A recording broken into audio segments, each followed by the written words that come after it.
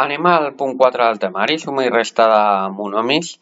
Per poder sumar o restar monomis hi ha una condició prèvia i és que hem de tenir la mateixa part literal, és a dir, la mateixa incògnita, les mateixes lletres. Dit això, a partir d'aquí sumar i restar és molt fàcil. Si jo tinc 5x i li sumo 7x, en total tindré 12x.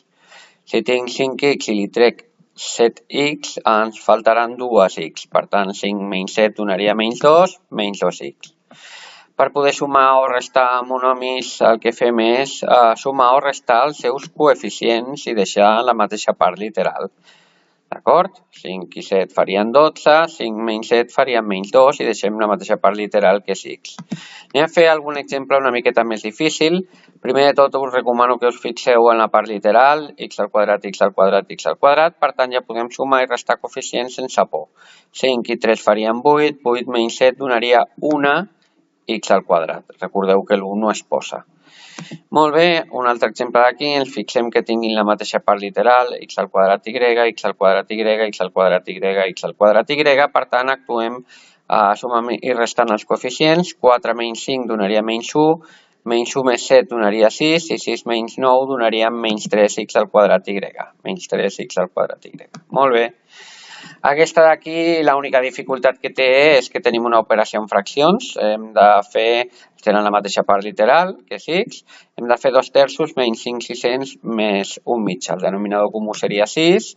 6 dividit entre 3 donaria 2 per 2, 4. 6 dividit entre 6, 1 per 5, 5. 6 dividit entre 2, 3 per 1, 3. I ara ja podem calcular els numeradors. 4 menys 5 menys 1, menys 1 més 3 donaria 2 partit per 6. I 2 partit per 6, recordeu que ho podem simplificar entre 2 i ens donaria 1/3 de x. Anem a un altre exemple. Fixem-nos primer en la part literal i atenció perquè tenim x al quadrat y. Aquí x al quadrat y al quadrat, x al quadrat y al quadrat i x al quadrat y. És a dir, que podem treballar amb aquest i aquest junts i amb aquest i aquest junts.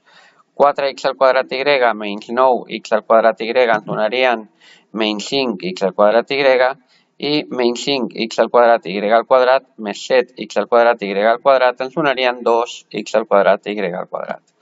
Per tant, recordeu, han de tenir la mateixa part literal i han de ser monomis semblants i per tant el que fem és sumar i restar els monomis semblants entre ells. Anem a aquesta d'aquí, 5x, part literal seria x, 3y, la part literal seria y, menys 7x al quadrat, aquí la part literal seria x al quadrat, i 5xy, la part literal seria xy, per tant, la conclusió és que no podem fer absolutament res, no els podem sumar o restar. Fins aquí la suma i resta de monomis. Al proper punt del temari parlarem de multiplicació i divisió.